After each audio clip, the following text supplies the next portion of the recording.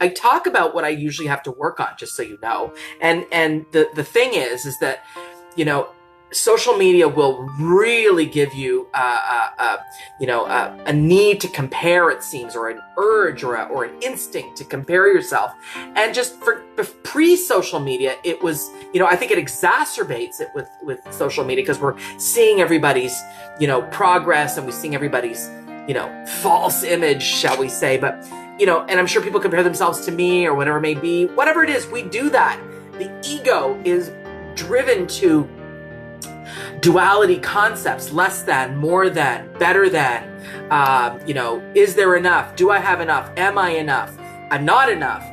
All of these not important, but really, really searing thoughts in our brain. And they tend to, I don't know for you, but for me, if I don't work on them, if I don't troubleshoot them. And when I say troubleshoot, by the way, people have heard me say troubleshoot. What do I mean by troubleshooting? Because people have said, what do you mean by troubleshooting? Here's what I mean.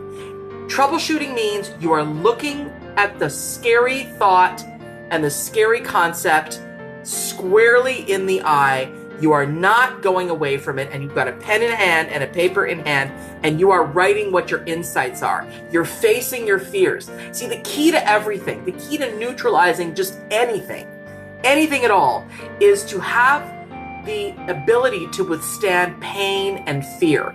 Because it's the only way you're going to develop courage, is if you can actually tolerate and metabolize discomfort. And discomfort, I mean, people in my office, they start to yawn and get really sort of like, because this becomes a little too close. And so the body starts to shut down a little. That's okay. Yawn through it, stretch through it, cry through it, open, whatever it is, but keep looking at it.